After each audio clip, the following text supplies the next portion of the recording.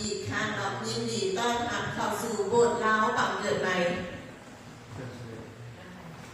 Welcome everyone. Welcome to Reborn Lao Lutheran. ขอทุกคนลุกยืนขึ้นพร้อมกันนมัสการพระเจ้าคนกันอาจเป็นไปได้ Let's all stand up, sing and honor our Lord. If you are able to stand up, please stand ถ้า up. สรรเสริญพระเจ้า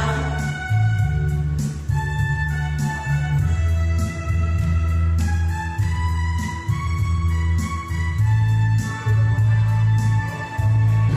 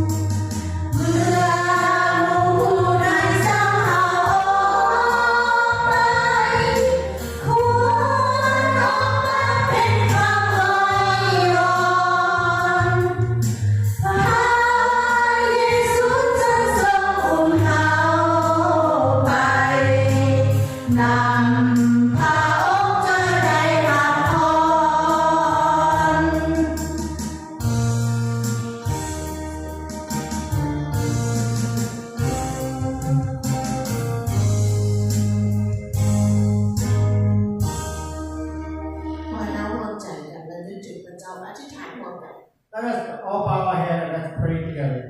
สรรเสริญองค์พระผู้เป็นเจ้า Praise our Heavenly Father. พระนามของพระองค์ทรงสัตย์ซื่อและเที่ยงธรรม Your name are the truth, พระนามของพระองค์ทรงพระชนและเป็นอยู่ and your name is still alive.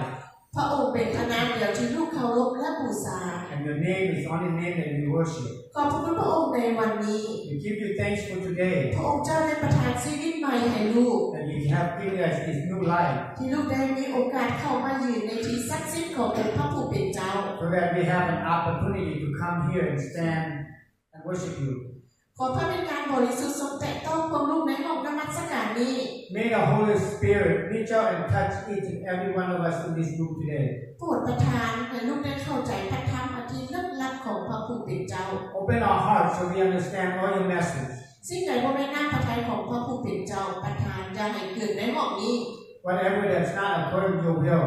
please don't let it happen in this room. ลูกว่าเวลานี้ให้เป็นเวลาของพระวิญญาณบริสุทธิ์นำพา We give this time for the Holy Spirit to guide us. ลูกสรรเสริญขอบพระคุณในพระนามพระเยซูคริสต์เจ้าเอเม We น praise and we thank you in Jesus' name, our Lord. Amen. ขอเชิญทุกคนนั่งลง Please sit down. เจ้าไหนอ่านพระคัมภีร์ภาษาอังกฤษไอ้บ้านภาษาลาวน้อยเอง Now we have scripture reading in English, Mr. Bob, to read and in Lao by me too.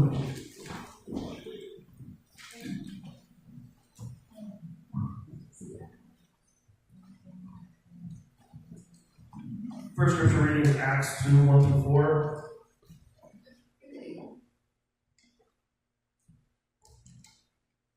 So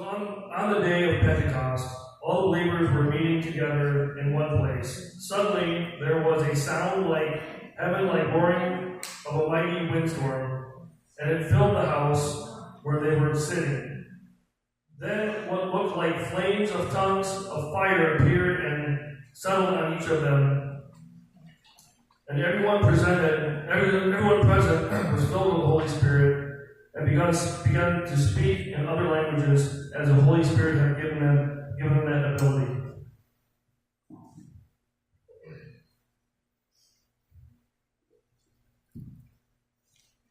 Second reading is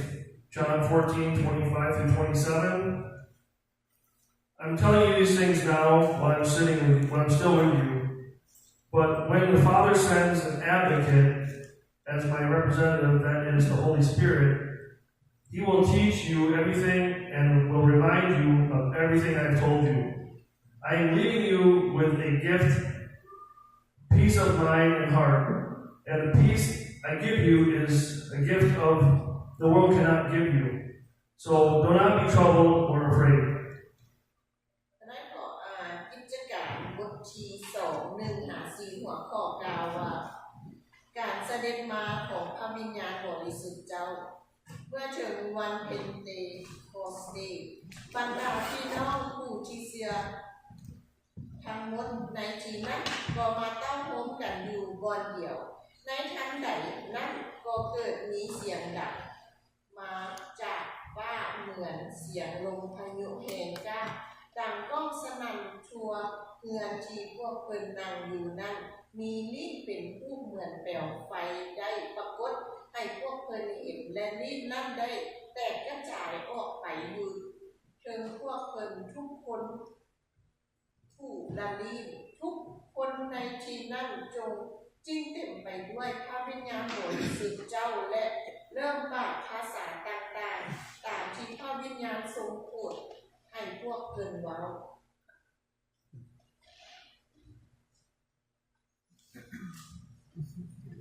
โยฮันบทที่14 25-27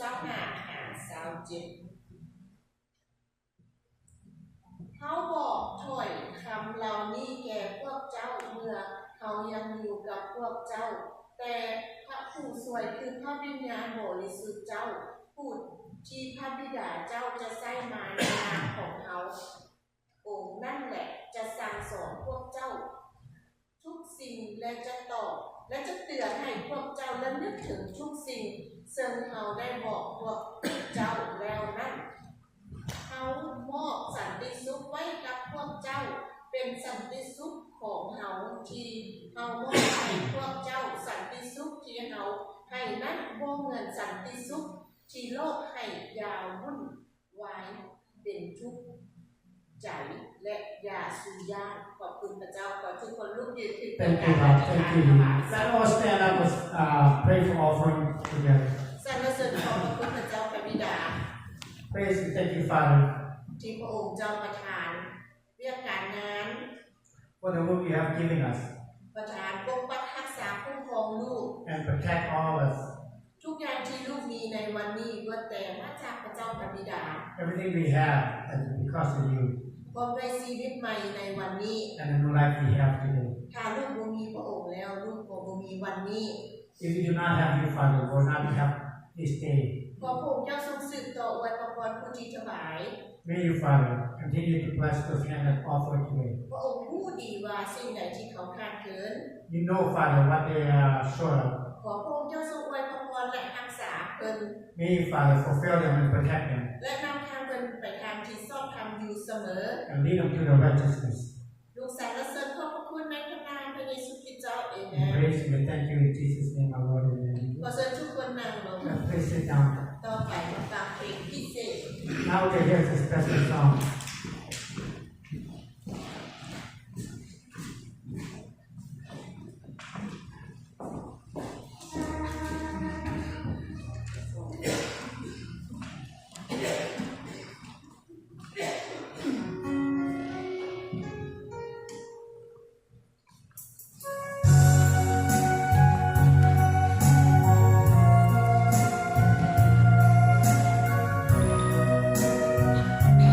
Thank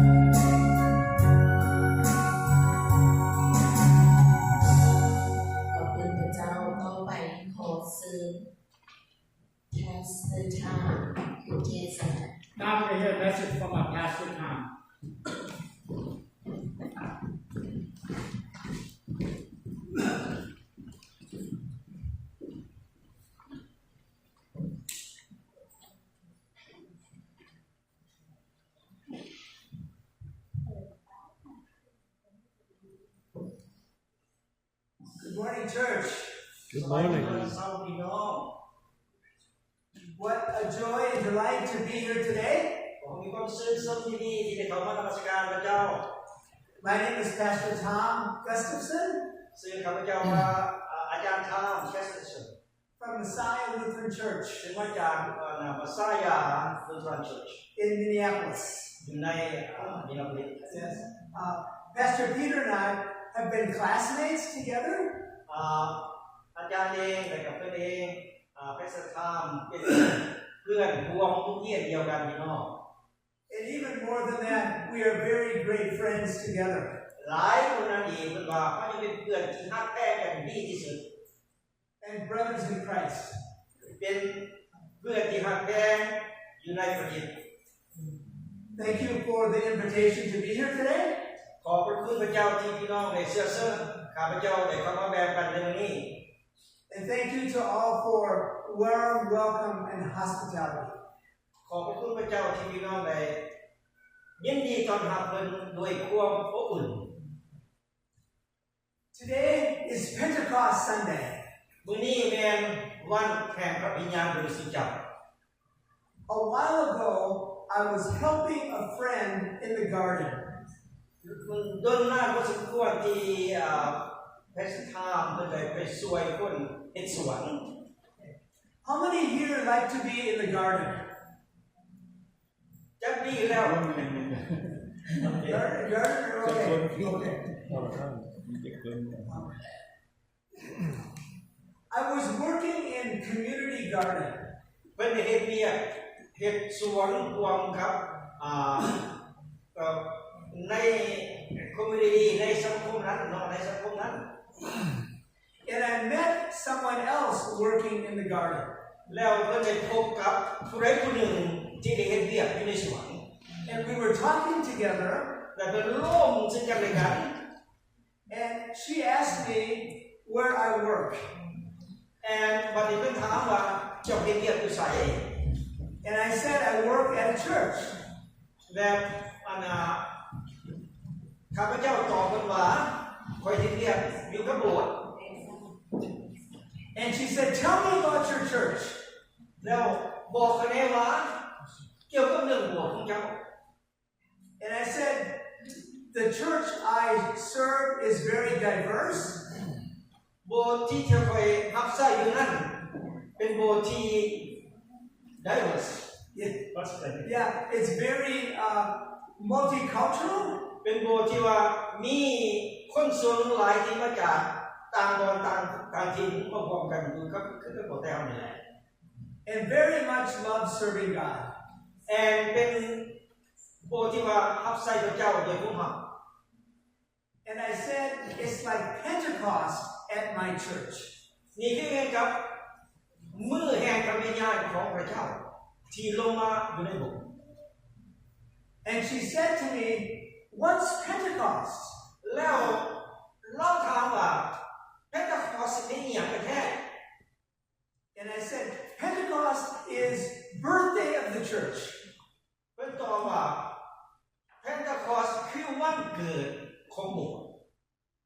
God gives Holy Spirit to the church. พระเจ้าได้เอาพระวิญญาณบริสุทธิ์มาให้อยู่กับแต่ละโบสถ์ And that's all I said to her. ข้าพเจ้าได้บอกกับเพิ่นหญิงคนนั้นเพียงแต่เท่านั้นว่า But ever since that conversation, หลังจากนั้นแล้วหลังจากการโอ้ร่วมสนทนากันแล้ว I've been thinking about things to say to her. ข้าพเจ้าได้คิดสิ่งใดสิ่งหนึ่งที่จะบอกกับนางคนนั้น I wish I would have told her ข้าพเจ้าอยากจะบอกกับนางว่าจังซี่ about the wonderful gift of the Holy Spirit ที่เป็นของควรอันล้ำค่าของพระวิญญาณบริสุทธิ์เจ้า that Jesus gave to disciples องค์พระเยซูได้ให้แก่สาวกของพระองค์ and also to you and me. และก็ให้พี่น้องทุกคนอยู่ที่นี่รวมกับข้าพเจ้าด้วย This is an important thing to remember about Pentecost. ให้พวกเราจำไว้ให้ดีนี่เป็นสิ่งที่สำคัญที่สุดเกี่ยวกับเรื่องพระวิญญาณบริสุทธิ์เจ้า The gift of the Holy Spirit. อันนี้เป็นของควรที่มาจากพระเจ้าคือพระวิญญาณบริสุทธิ์ Do given to a community of believers. ให้กับพวกสมาชิกที่มีความเชื่ออยู่ใน community But แต่ว่า Pentecost didn't happen only one time, แต่ว่าพระวิญญาณบริสุทธิ์มีเพียงครั้งเดียวเท่านั้น a long time ago. แต่โดนนานมาแล้ว Pentecost keeps happening.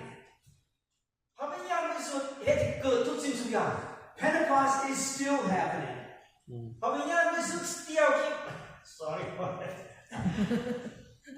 go to English now alright Pentecost still happening now. พระวิญญาณบริสุทธิ์เกิดขึ้นกับพวกเราอยู่ในปัจจุบันนี้เช่นเดียวกัน Whenever our faith is shared, ถ้าหากพวกเรามีความเชื่อที่ได้แบ่งปันให้กันและกัน when we live with joy, พวกเขาอยู่รวมกันด้วยความชื่นชมยินดี and love, ความรัก and respect, นับถือซึ่งกันและกัน and forgiveness, ให้ความเคารพนับถือและยกโทษให้กันและกัน seeing God in other people. ให้เห็นชีวิตของคนอื่นอยู่กับพระเจ้าเหมือนกัน Pentecost keeps happening พระวิญญาณบริสุทธิ์เฮ็ดให้สิ่งใดสิ่งหนึ่งเกิดขึ้นอยู่เรื่อยๆ when we reach out in love and service, ถ้าพวกเขารู้จักความรักและรับใช้พระเจ้า when we know we are all children of God,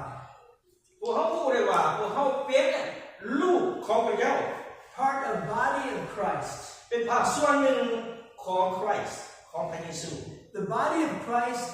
is not complete without all of us.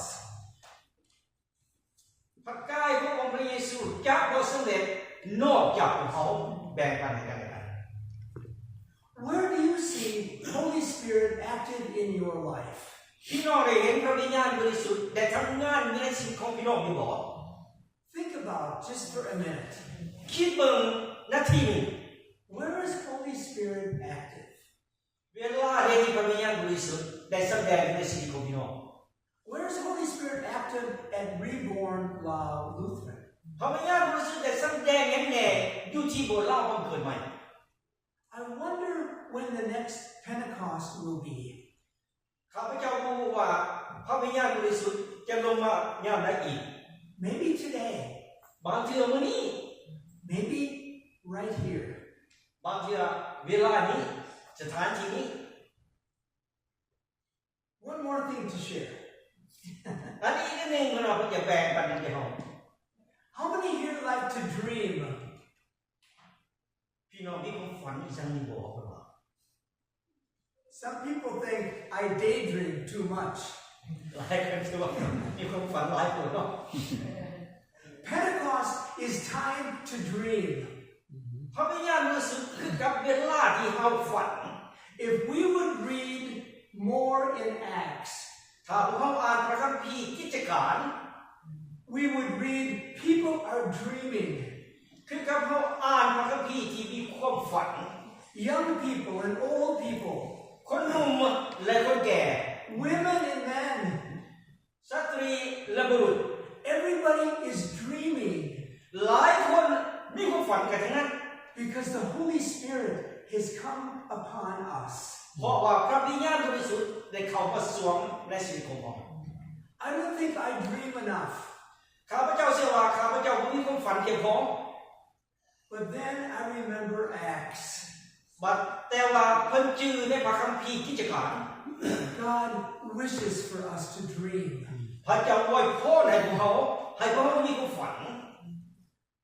If we would all be dreaming, ถ้าหากเราฝันได้ฝันอีก think about how that would bless body of Christ. แล้วให้คิดเบิ่งว่าเขาจะได้อวยพรจากพระคริสต์ But what if my dream doesn't come true? ถ้าหากว่าความฝันของข้าพเจ้าบ่ว่าจริงในลักษณะมันเป็นจริงเฮ็ดจังได๋ล่ะ But Jesus doesn't let his disciples be filled with fear. พระวิญญาณบริสุทธิ์จะบ่อนุญาตให้พวกเขามีความย้านกลัว We heard in our scripture today, พวกเขาได้อ่านพระคัมภีร์พี่น้องได้ยินพระคัมภีร์ได้ยินได้มื้อนี้เนาะ Jesus said, do not be afraid. พระเยซูก็ว่าอย่าย้านกลัว Jesus wants to breathe upon you in me พระเยซูได้บอกพวกเขาระหว่างเขาและกับพวกเจ้า and like he did with those first disciples breathing on คือการเพิ่นบอกกับสาวกผู้ทบิดของพระองค์ and Jesus says to you and me receive the Holy Spirit และพระเยซูได้บอกกับพี่น้องได้บอกกับข้าพเจ้าเองให้รับเอาพระวิญญาณบริสุทธิ์เจ้า and that will truly set us free นั่นเฮ็ดให้เฮา set us free ให้พวกเฮามีเสรีภาพ free to forgive one another ให้พวกเฮามีเสรีภาพในการยกโทษให้กับคนอื่น free to trust God ให้พวกเฮามีเสรีภาพในการเชื่อฟังพระเจ้า free to work for the good of everybody ให้พวกเฮามีเสรีภาพในการเฮ็ดเวียกให้ดีซึ่งกันและกัน free to share the good news of Jesus ให้พวกเฮามีเสรีภาพในการแบ่งปันของ the good news of Jesus in our words and in our deeds และประคับของเจ้าในการกระทำ and if we fail sometimes ถ้าพวกเฮาหากมีการตกได้แต่พี่น้องบางครั้งเขามีความกังวลกังวายมีการตกในชีวิตของเขา God can bring victory พระเจ้านำเอาชัยชนะมาถึงพี่น้อง out of failure หลังจากการตกแล้ว out of disappointment หลังจากการwhat is that out of frustration การความกังวลกังวาย out of shame มีความอาย so what are you dreaming about today พี่น้องมีความฝันยังไงในวันนี้ how is the Holy Spirit blessing your dreams พระวิญญาณบริสุทธิ์ได้อวยพรความฝันของพี่น้องอย่างไร what is Reborn Lao Lutheran dreaming about today โบสถ์เราบังเกิดใหม่มีความฝันยังไงในวันนี้ because of the gift of God's Holy Spirit เพราะว่าเป็นของขวัญของพระวิญญาณบริสุทธิ์เจ้า for you สำหรับพี่น้อง for the person next to you สำหรับพี่น้องผู้ที่นั่งอยู่ข้างนั้น for the person across the room เพราะว่าเพื่อพี่น้องทุกๆคนที่นั่งอยู่ในโบสถ์นี้ for the person across the street เพราะสำหรับคนที่อยู่ทางข้างถนน for everyone เพื่อทุกๆคน remember this please and claim this พยายามชื่อเอาไว้พี่น้องที่รักของเจ้า that God loves you พระเจ้ารักพี่น้องทุกคน that God is for you พระเจ้าสำหรับพี่น้องทุกๆคน that God is with you พระเจ้าอยู่กับพี่น้องทุกๆคน that God is at work พระเจ้าทำงานในชีวิตของพี่น้องทุกๆคน in you ในพี่น้องเอง and through you กับพี่น้องเอง Scripture tells us พระคัมภีร์ได้บอกกับเราว่า the Holy Spirit is all around us พระวิญญาณบริสุทธิ์อยู่กับพวกเราทุกๆคน and even inside of us อยู่ในใจของพี่น้องอยู่ในชีวิตของพี่น้องด้วย your body ร่างกายของพี่น้อง is a temple คือกับพระวิหาร of God's Holy Spirit อยู่ในพระวิญญาณบริสุทธิ์ของพระเจ้า I love this saying ข้าพเจ้าฮักที่จะกล่าวดังนี้ we may not know what the future holds พวกเขาบ่ฮู้ว่าชีวิตข้างหน้าจะเป็นยังไง but we know who holds the future บัดพวกเขาฮู้แต่พวกเขาฮู้ว่าแม่นผู้ใดรับรองโลกอันนี้ we talked about this in Bible study today พวกเขาได้ร่วมกันในพระคัมภีร์ในมื้อนี้ว่า God's got this พระเจ้ามีสิ่งต่างๆนี้ so my sisters and brothers พี่น้องที่รักของพระเจ้า your presence here today พี่น้องได้รับทุกคนในมื้อนี้ and your creativity พี่น้องได้สร้างสิ่งใดสิ่งหนึ่งขึ้นมา and your courage and your boldness and your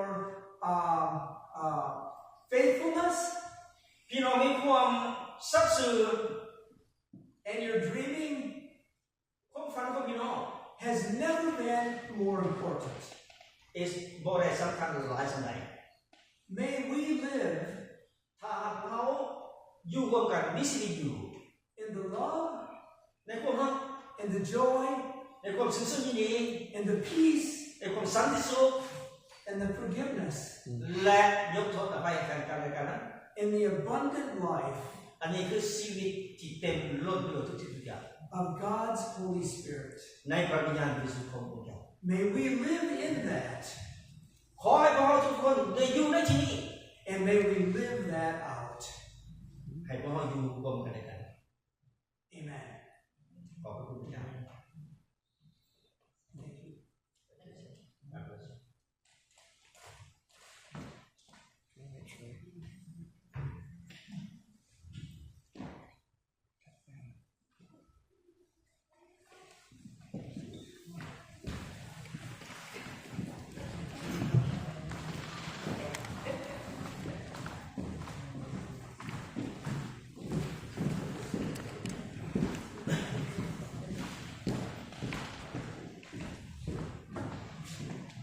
ขอเชิญทุกคนลุกยืนร้องเพลงนมัสการพระเจ้าของ Please เรา all stand as you are able to sing in honor of our God.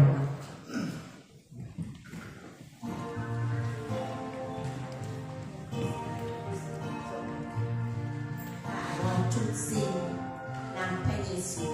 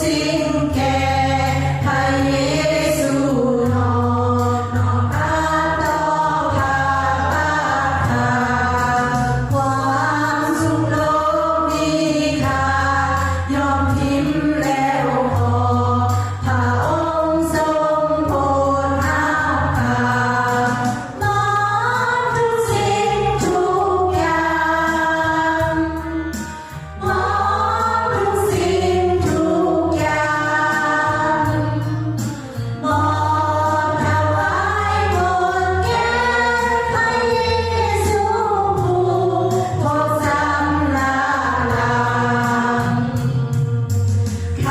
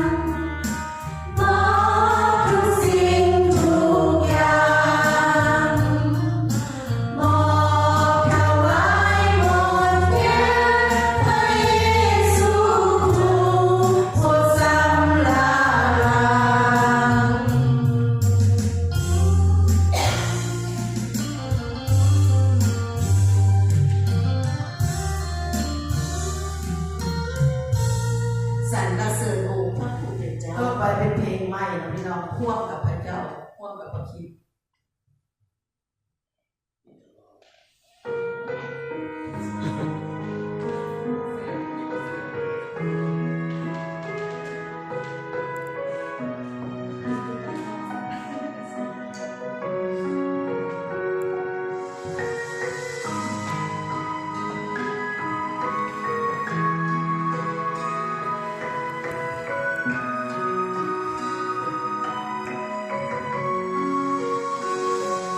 ถ้าจะให้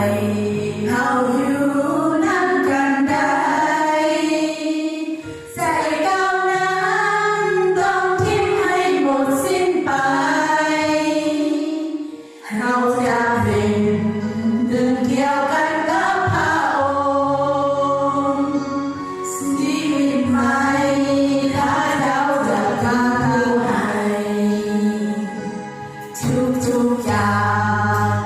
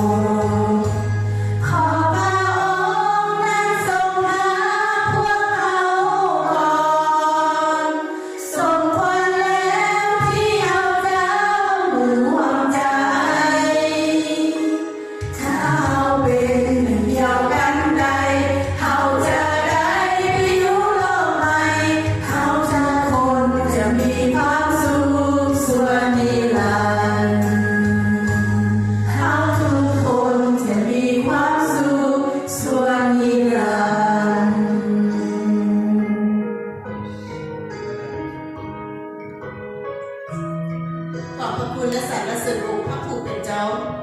Thank you and praise the Lord. ให้เราวางใจกัน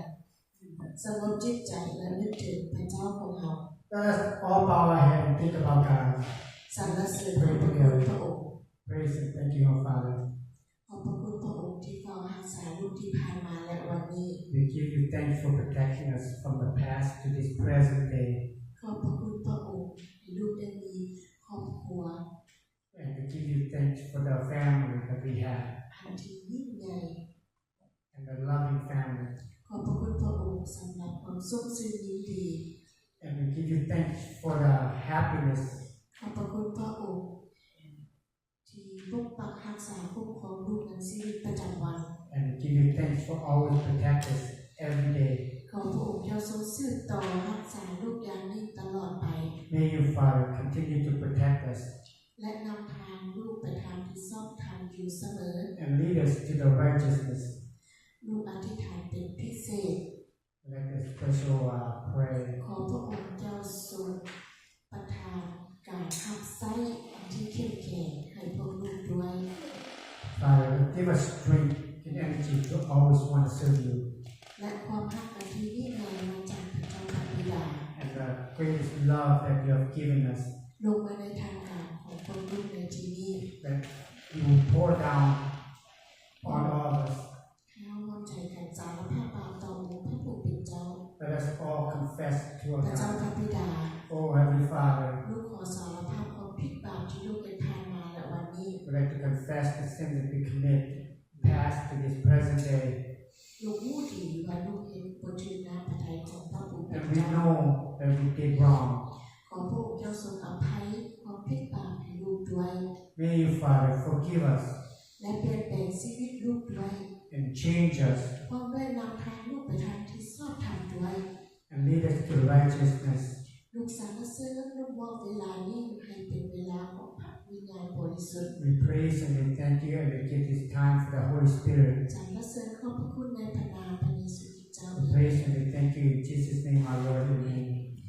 ต่อไปขอเชิญแพสเตอร์ทางอธิษฐาน Now we're going to hear a closing prayer from our pastor now.